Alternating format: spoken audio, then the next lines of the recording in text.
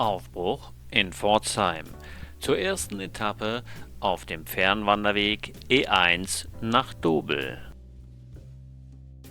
Eine gefühlte Ewigkeit dürfen wir auf einem Pionierweg entlang einer idyllischen Flusslandschaft wandeln. Der Hintereingang des Schlosses Neuenbürg ist nicht bewacht. Wir treten ein. Wir stoßen auf die dem Schloss vorgelagerte Burg, anschaulich restauriert und filmreif bewachsen. Der Schlosspark lädt ein zu einer Pause, zu einer sehr langen Pause. Das Schloss selber ist toll restauriert und gastronomisch bewirtschaftet. Es ist besser zu genießen und zu bereuen, als zu bereuen, dass man nicht genossen hat. Dieses Zitat von Giovanni Boccaccio finden wir unterwegs. Wir genießen diesen Tag, ohne zu bereuen. Dies ist ein wildromantisches Naturdenkmal, das zum Stehenbleiben einlädt. Es sieht aus wie der Steinbruch von Obelix. Der Tag neigt sich dem Ende zu. Wir sind fast am Etappenziel des heutigen Tages. Heute gehen wir weiter auf dem E1 von Dobel nach Forbach. Das Standbild haben wir uns bei der Einkehr nicht zum Vorbild genommen. Zu Beginn einer jeden Etappe begrüßt uns ein individueller Torbogen. Jede Etappe hat ca. 25 Kilometer Länge und bis zu 120 zu bewältigende Höhenmeter. Angemessene Pausen an den passenden Stellen gehören auf jeden Fall dazu.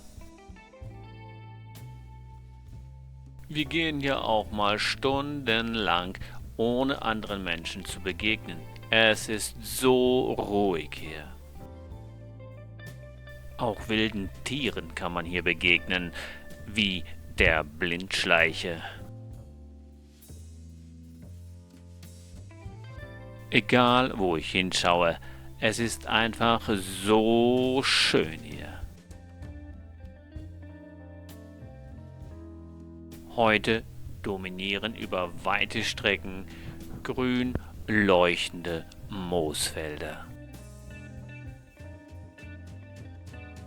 Und egal, wo wir hinschauen, sie leuchten uns magisch an.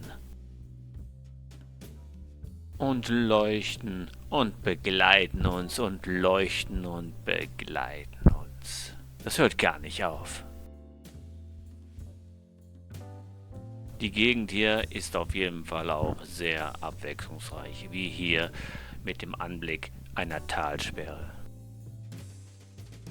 Im Vorbeigehen gibt es auch einen Blick auf eine selbstgebaute Schweinchen-Drehmaschine. Auf einer Hochebene stoßen wir auf einen abgelegenen, idyllischen See, der als Naturdenkmal eingetragen ist.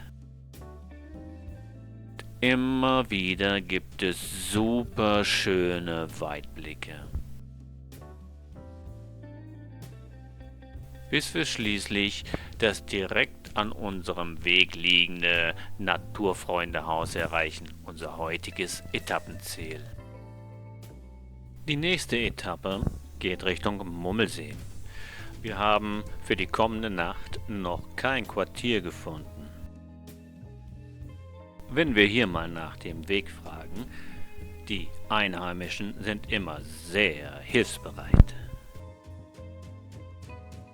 In der Regel brauchen wir aber nicht nach dem Weg fragen. Ich habe noch keinen Wanderweg gesehen, der so gut ausgeschildert ist wie der E1. Immer wieder hüllt uns das Springkraut in eine süße Duftwolke ein. Es gibt hier so viele unterschiedliche Landschaften, die alle auch unterschiedlich duften. Hier gibt es sogar Hochmoore mit der ihr eigenen Heidelandschaft und mit dem Birkenbewuchs. Dann kommen wir auf eine Kuppe und es geht die Landschaft auf. Was für ein gigantischer Ausblick.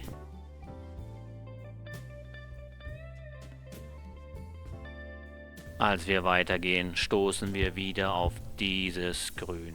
Es grünt so grün. Hier sind sogar die Bachsteine grün.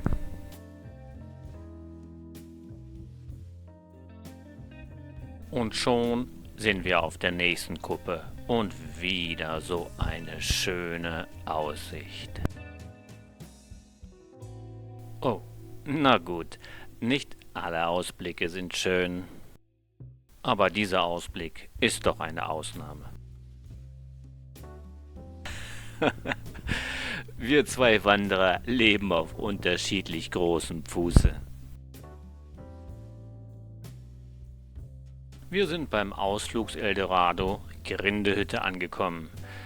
Kein Wunder, denn auch hier gibt es, neben der gut organisierten Gastronomie, eine tolle Aussicht.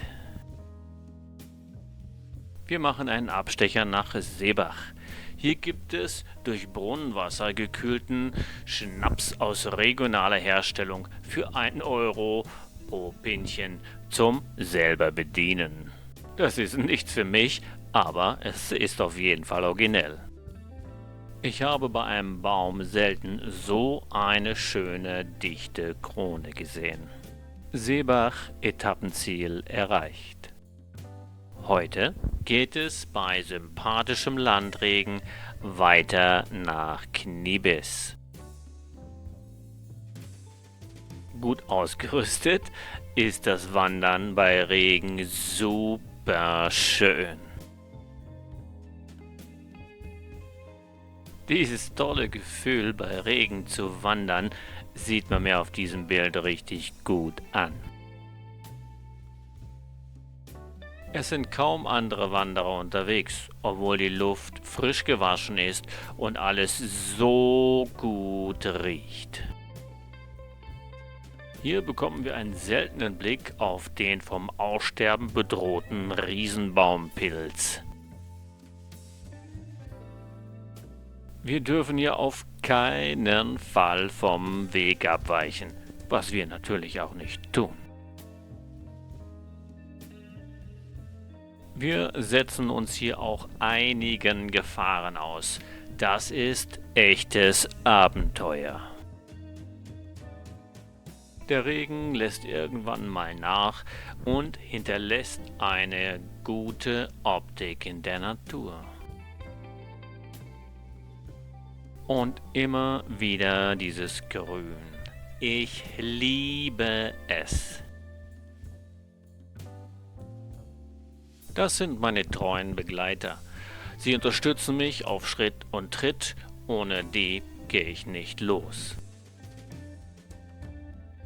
Lässt der Regen nach, klappe ich den Schirm ein, aber ich kann ihn so immer parat haben. Das funktioniert gut.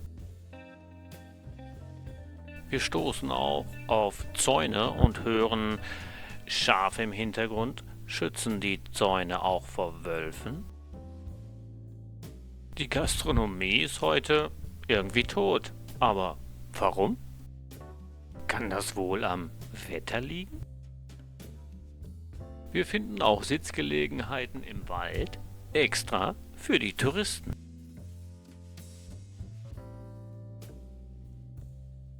Immer wieder stoßen wir auch auf diese Zeugnisse der Waldwirtschaft.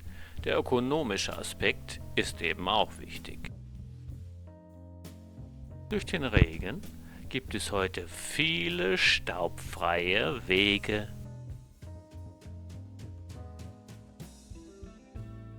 Auch die Schuhe sind durch den Regen und die feuchten Wege nahezu staubfrei. Ein letzter schöner, farbenfroher Anblick vor dem Erreichen des heutigen Etappenziels. Wir sind in Knibis angekommen, ein Stadtteil von Freudenstadt. Freudenstadt ist ein schöner Name. Alles, was ihr tut, geschehe in Liebe. Ein wirklich schöner Spruch, gesehen in Knibis. Auf unserer letzten Etappe von Knibis nach Freudenstadt erfreuen wir uns nochmal an diesem satten und verwechselbaren Grün. Dieses Grün inhalieren wir noch einmal ganz, ganz tief. Das war meine erste Wanderung auf einem Fernwanderweg.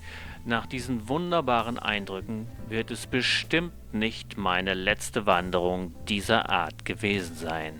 Diesen Fernwanderweg E1 von Pforzheim bis nach Freudenstadt mit seinen ca. 110 Kilometern Länge und seinen ca. 4000 zu bewältigenden Höhenmetern haben wir auf jeden Fall sehr genossen und auf keinen Fall bereut.